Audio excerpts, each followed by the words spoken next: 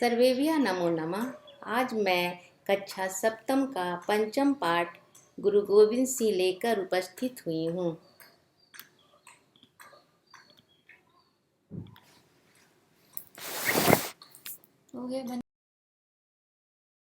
गुरु गोविंद सिंह सिखों के 10वें गुरु थे।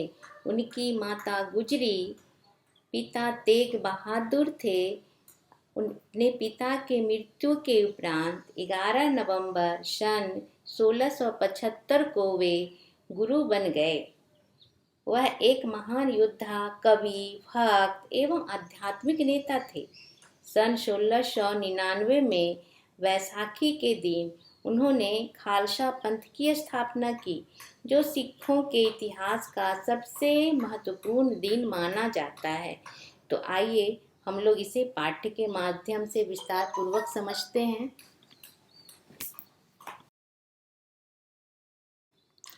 गुरु गोविंद सिंह सिख धर्मस्य दशमः अन्तिमश्च गुरुः आसीत्। गुरु गोविंद सिंह सिख धर्म के 10वें और अंतिम गुरु थे। 1666 तमे वर्षे कार्तिक शुक्ल सप्तम्यां तस्य जन्म पटना नगरे अभवत्। 1666 ईस्वी वर्ष में कार्तिक शुक्ल सप्तमी तिथि को उनका जन्म पटना नगर में हुआ। गुजरी तस्य माता महात्यागी समाज सेविका गुरु तेग बहादुर तस्य पिता च आस्ताम। गुजरी उनकी माता थी और महात्यागी समाज सेवक गुरु तेग बहादुर उनके पिता थे। पिता इव गुरु गोविंदः अपि समाज सेवा निरता आसीत्। पिता के समान ही पिता से जो उन्हें संस्कार मिली थी, गुरु गोविंद सिंह भी समाज सेवा में रत हो गए थे। तस्य शौर्यं धैर्यं त्यागः दूरदृष्टि सेवा भावना आदिकं विशिष्टम् आसीत्। उनका शौर्य, उनका धैर्य, त्याग, दूरदृष्टि, दूर तक देखने की शक्ति, उनकी सेवा भावना इत्यादि उनके विशिष्ट गुण थे।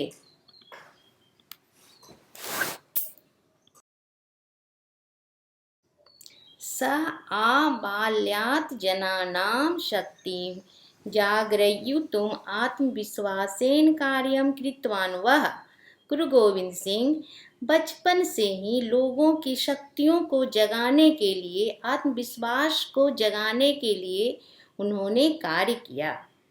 तस्मिन् समये भारते भारतीय संस्कृते विनाशकस्य क्रूरस्य मुगल शासकस्य औरंगजेबस्य शासनम् आसीत्। उस समय भारत भारतीय संस्कृति को विनाश करने के लिए आए हुए क्रूर मुगल शासक औरंगजेब का शासन था।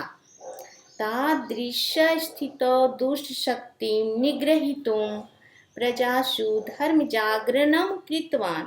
उस प्रकार की स्थिति में दुष्ट शक्ति को पकड़ने के लिए प्रजाओं में धर्म जागरण किया, धर्म जागरण की भावना से ओतप्रोत किया।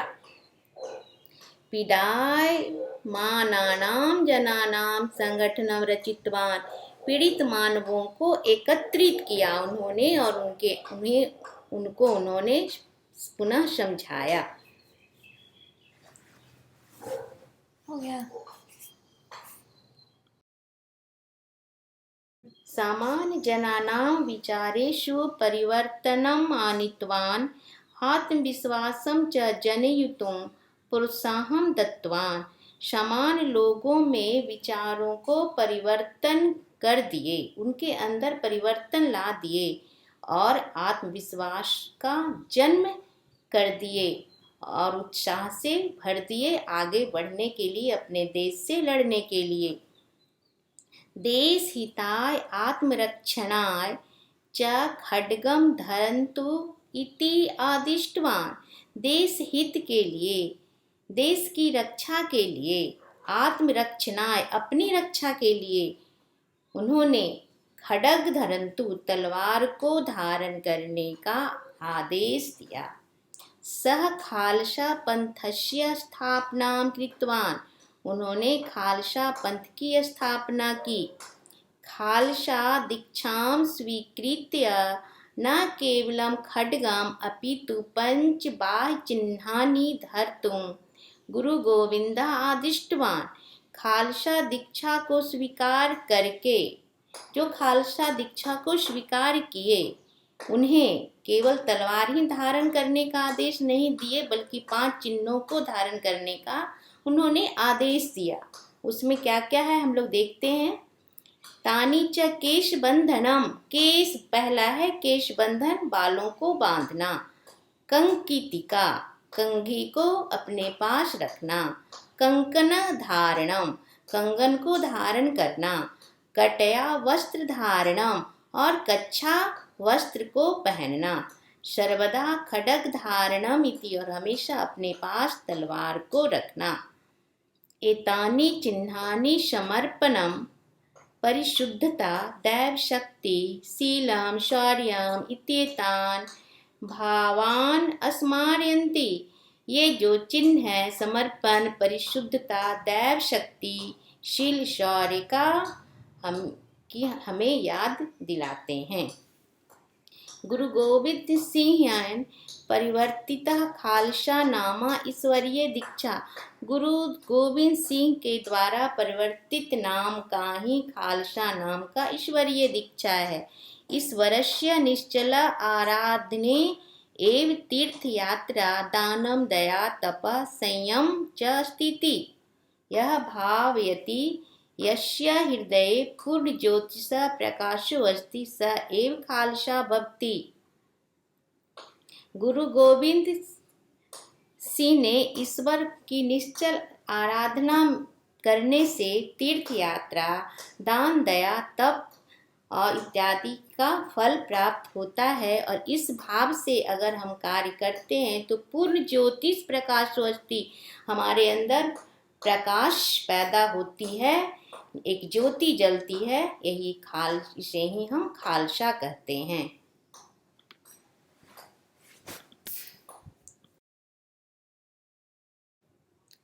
गुरु गोविंद सिंह वीर रसस्य सहज कवि आसीत्। गुरु गोविंद सिंह वीर रस के सहज कवि थे। तस्य चंडी चरितम इति काव्ये सह स्वयं वीर गतिम प्राप्नुयाम। उनके द्वारा लिखी हुई चंडी चरितम काव्य में स्वयं को उन्होंने वीर गति को प्राप्त किए हैं। इति प्रेरणा वाक्य समाजम प्रेरितवान, इस प्रकार की प्रेरणा वाक्यों के द्वारा वो समाज को प्रेरित किए हैं। विचित्र नाटकम इति पुस्तके सह स्ववीर गाथाम सूचितवान, विचित्र नाटक इस ऐसा पुस्तक में वह अपनी वीर गाथा की सूचना दिए हैं।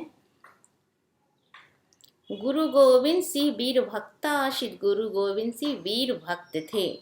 सह हिंदू शक्तिम संगठितवान, उन्होंने हिंदू शक्ति को संगठित किया था।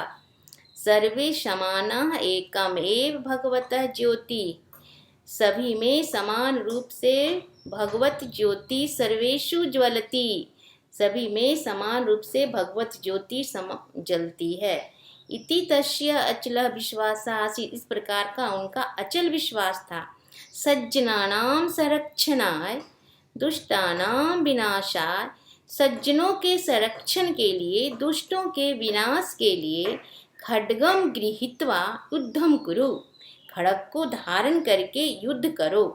खड्गस्य जयोस्तु, खड्ग की जय हो। इति निनाद कुर्वन् बहूनि युद्धानि कृतवान्, इस प्रकार की घोषणा करते हुए उन्होंने बहुत प्रकार से युद्ध किया। 1689 वर्षस्य अप्रैल मासतः मृत्युपर्यन्तं शत्रून् भायितवान्। 1689 वर्ष में अप्रैल मास महीने के मृत्यु पर्यंत, मृत्यु के आने तक वे शत्रुओं को हृदय को कंपित करते रहे। कंपन जनितवान, कंपित करते रहे। हिंदू धर्मश्च संरक्षितवान, और हिंदू धर्म की संरक्षण करते रहे। 42 तमे वयसि 1708 तमे वर्षे अक्टोबर मासस्य सप्तमे दिनांके महाराष्ट्रस्य 42 वर्ष की अवस्था में 1708 ईस्वी वर्ष में अक्टूबर महीने के 7 तारीख को महाराष्ट्र के नांदेड़ इति स्थाने गुरु गोविंदः मुक्तिं प्राप्तवान। नांदेड़ ऐसे स्थान में गुरु गोविंद सिंह को मुक्ति प्राप्त हो गया। तस्य उद्घोषाम स्मरामा, उनकी उद्घोषणा हम लोग याद करते हैं। खालसा ईश्वर्यः भवति, खालसा ईश्वरीय होता है। ईश्वरस्य विजय निश्चिता, और ईश्वर की विजय निश्चित। इस प्रकार हम लोगों ने गुरु गोविंद सिंह की गाथा को, गुरु गोविंद सिंह की वीर गाथा को हमने पढ़ा। धन्यवाद।